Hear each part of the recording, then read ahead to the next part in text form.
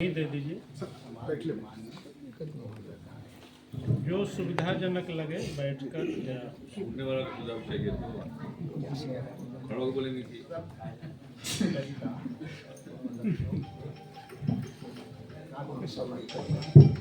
बैठाइए नहीं। सभागार में उपस्थित सभी बंधुओं को कमलेश पुण्यार का सादर नमस्कार।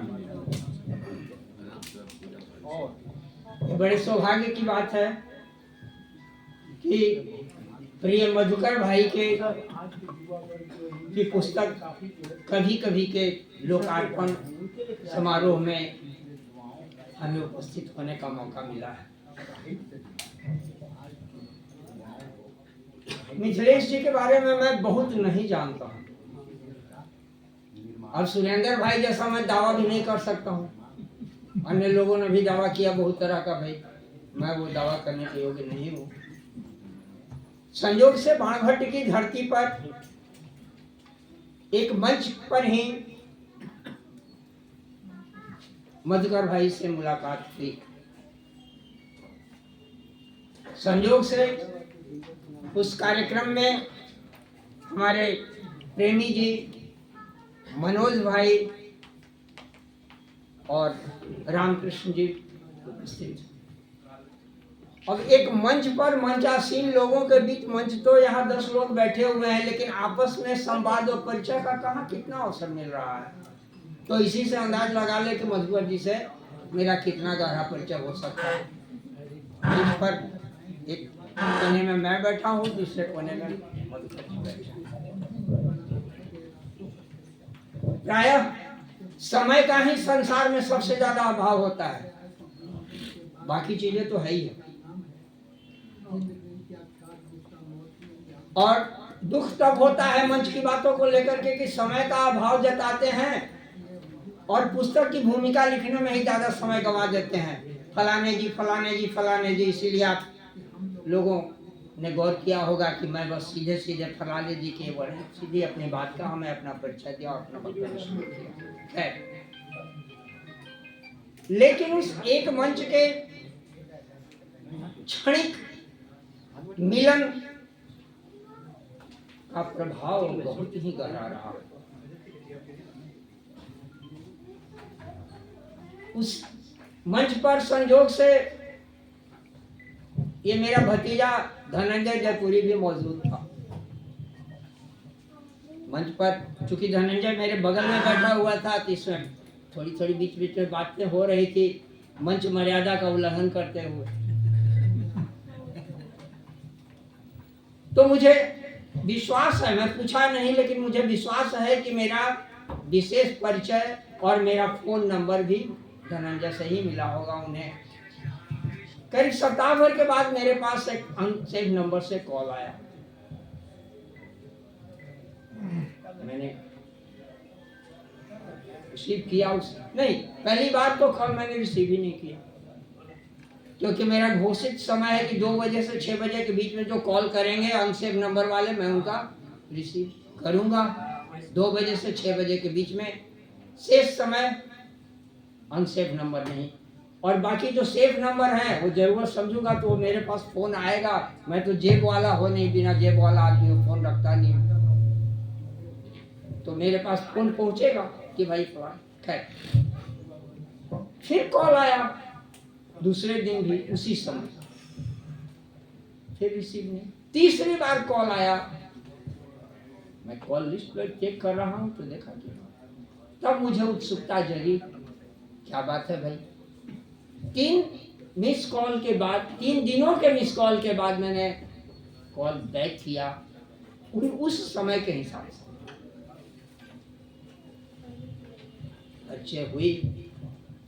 परिचय मैंने स्पष्ट हुआ और फिर लगभग 1.5 घंटे हम लोगों की बातें हुई फोन पर। और उस 1.5 घंटों की बातों में ही भाई मधुकर तो मधुकर है, वो तो जीवन भर मधुकर ही किया है।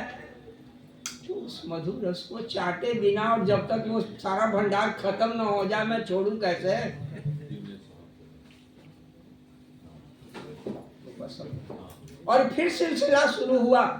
फिर उन्होंने कहा कि धनंजय ने ही मुझे बताया कि आपकी इतनी पुस्तकें, हमको कुछ ज्यादा बता दिया, भतीजा है ना बाप चाचा का, कुछ ज्यादा नाम रोशन कर दिया।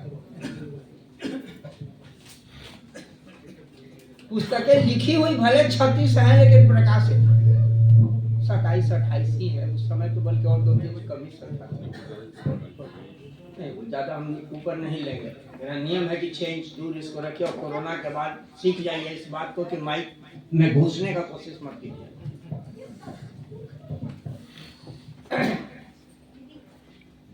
तो उन्होंने कहा कि कैसे हम लोग का मिलना होगा। हम भी तो 2 ही रास्ता है, या तो आप गया हमें, हम अपना जन्मभूमि अरवल जिला मैनपुरा का मैं वासी हूँ, लेकिन लंबे समय से गया प्रवासी हूँ, या तो आप आए या हम आए, तभी संभव। लेकिन लंबे समय माने करीब 1.5 वर्षों तक ये संजोग नहीं जुट पाया, ना हम आ पाए औरंगाबाद और वो न वो। इसके बाद उन्होंने आग्रह किया कि आप आ नहीं रहे, आप ऐसा कीजिए कि उस समय शब्द के चितेरे का 3रा भाग निकल चुका था, प्रकाशन 4थे भाग की तैयारी हो रही थी। बोले कि आप ये बताइए कि भाई आपका औरंगाबाद जिले से आपका कैसा रिश्ता है। ये मुझे मालूम है कि आप अरवल जिला के हैं, लेकिन औरंगाबाद जिले से आपका कैसा रिश्ता है। हम कहे कि औरंगाबाद जिले से तो मेरा बहुत ही मधुर रिश्ता है भाई। हम यहाँ से 18 किलोमीटर की दूरी पर मेरा ससुराल है, तो हम कैसे क्या। और फिर टटोलते तो फिर सारी चीजें, फिर रिश्ते नाते सारी चीजें स्पष्ट होने लगी। लेकिन आप अपनी कुछ रचनाओं को उपलब्ध कराइए। तो मैं मेरे जामाता यहाँ पर बराबर आते जाते थे, मैं उनको उनके माध्यम से मैं उनको कुछ किताबें मैं उनको उपलब्ध कराया। इसके बाद उन्हीं से उन्हीं अपनी 2 पुस्तकें बोधि सत्व बौद्ध दर्शन पर और बुद्ध के जीवन दर्शन पर आधारित बोधिसत्व, काफी मोटी पुस्तक है। और दूसरी पुस्तक स्वयमेव वस्तुतः गीता, श्रीमद् भगवद गीता का शब्द पद्यानुवाद नहीं है, लेकिन गीता दर्शन पर ही आधारित 8 सर्गों में बटा हुआ है। ये 2 पुस्तकें भेंट की उन्होंने। पुस्तक को मैंने पढ़ा, देखा, कैसा लगा। 15 दिन के बाद हमको फोन कर रहे हैं, क्योंकि एक को अभी पिया हूँ, दूसरे को अभी पचाने की कोशिश में हूँ। खैर, इसके बाद बोधिसत्व में और पुस्तकों और रचनाओं की चर्चा थी, जिसमें था गीता द्रुत विलंबित। क्योंकि ये कैसे, आप तो स्वयमेव में 8 सर्गों में गीता के प्रति मेरी दबी हुई जिज्ञासा को प्रदीप्त कर दिया।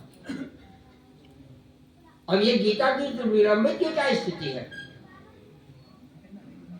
हम कहे कि आज अब फोन बंद कर दिए, बड़ी लंबी देर हम लोग, जब भी फोन लगे तो बस घंटा, 1.5 घंटा, 1.25 घंटा तक बात करने का, इसे कम में नहीं। लेकिन हाँ, वो है, पूरी रचना है। ऐसा करते हैं कि अगले रविवार से, और नहीं तो उससे भी अच्छा रहेगा कि एकादशी से हम लोग शुरू करते हैं और एक सर्ग हम सुनाएंगे। लेकिन दुर्भाग्य ऐसा रहा कि गीता द्रुत विलंबित के 18वां अध्याय हम उनके मधुर वाणी से सुन नहीं पाए। कभी हम अस्वस्थ तो कभी वो अस्वस्थ, या कोई न कोई व्यवधान आते गया। गीता द्रुत विलंबित में 6ठे अध्याय या 7वें अध्याय तक ही मैं सुन पाया, क्योंकि हम लोगों ने तय किया था कि एक दिन एक अध्याय सुनेंगे, और दूसरा 18वां अध्याय चूंकि सबसे लंबा है, इसलिए उसके लिए 2 दिन का समय रखेगा। कि खाली सुनना ही नहीं, उस पर जुड़ना भी होता। तो यही क्रम रहा।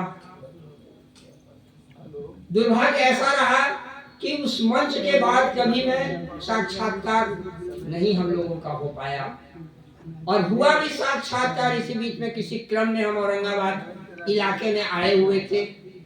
आज 8 फरवरी को हम फिर औरंगाबाद में उनके संबंध में बातें कर रहे हैं। 20 फरवरी 2022 का वो समय था। यहाँ पर सभा में कहीं होंगे चंदन पाठक जी के यहाँ मैं ठहरा हुआ था। घर पहुंचा तो पूछा कि कहाँ है चंदन जी, उनको लेके हम कहीं जाना चाह रहे थे शहर में। कहाँ जाना है? क्योंकि बहुत दिनों से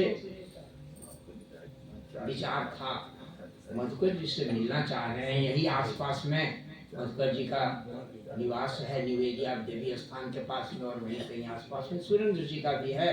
तो हम चाहते हैं कि इन दोनों सज्जनों से मुलाकात कर लें। चंदन जी की पत्नी ने कहा कि आज तो मधुकर जी का श्राद्ध है।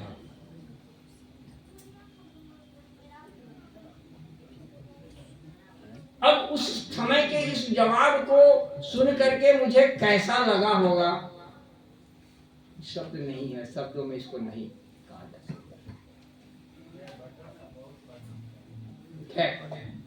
तो यही मेरा उनसे संपर्क की बात रही। टेलीफोनिक संपर्क के बारे में मैंने बता ही दिया। संक्षेप में समय को ध्यान रखते हुए बस मैं इतना ही कहना चाहूंगा। अभी बहुत सारी बातें हो रही थी कि वो दिनकर है कि निराला है कि ये है वो है। जब दिनकर की बात आती थी कि दिनकर कहा जाए तो मैं पहला तो प्रश्न उठा था कि ये कौन सा दिनकर? यदि रामधारी सिंह दिन वाले दिनकर, उर्वशी वाले दिनकर से हम तुलना कर रहे हैं मधुकर जी की, तो भाई ये तो कभी नहीं है। लेकिन अगर उस नवमंडल में प्रदीप्त दिनकर से अगर इस दिनकर की तुलना कर रहे हैं तब तो उसे स्वीकार। और अभी सुरेंद्र भाई ने निराला से उनकी तुलना की, तो भाव, एक व्यक्ति प्रेमी प्रेमिका को किन नाम से संबोधन करेगा ये तो प्रेमी पर निर्भर करता है। इसको शब्दों में बांधा नहीं जा सकता है। तो मिलकर कहो कि निराला कहो कि उनको जो कहना हो भाई कहो ना। राधा किन किन भाव में, किन किन शब्दों में कृष्ण का नाम लेती थी कोई पता है? धर्मवीर भारती का कनुप्रिया अगर नहीं जानते हो तो कम से कम कनुप्रिया बहुत पतली सी पुस्तक है, उठा के पढ़ लीजिए एक बार, तब पता चलेगा कि राधा कितने नामों से कृष्ण को पुकारती थी और कृष्ण ने कितने गोपनीय नाम राधा के रखे थे। तो इसलिए उनको कौन सा नाम दिया जाए, समय को ध्यान रखते हुए। और मैं पहले ही कह दिया कि भाई विशेष मुलाकात ही नहीं है तो विशेष बात मैं क्या करूं। और फिर बात करने के लिए तो अभी मैं कभी कभी को पलट रहा था, देख रहा हूँ इसमें कि वो वहाँ एक स्वर्ण के रूप में आया है, यहाँ वही भी आकार दिया है। धन्यवाद आयोजक महोदय को। और इस आयोजन में ये स्थान जो है शंभुनाथ पांडे जी का है ना, तो शंभुनाथ पांडे जी का ये सभागार भले ही छोटा है, लेकिन उनके हृदय में जो स्थान है, मैं कई बार उनके हृदय में घुसने का मैंने धृष्टता की है। और हृदय में जब स्थान पर्याप्त हो, वो कुबेर के पुष्पक विमान की तरह जितने आदमी आ जाइए एक सीट खाली ही रहेगा। तो इसलिए मैं शंभुनाथ जी को आशीर्वाद देना चाहता हूँ कि इस तरह के आयोजन औरंगाबाद की उर्वर साहित्यिक भूमि में वो हमेशा करते रहें और आप लोगों से मिलने का सौभाग्य मिलता रहे।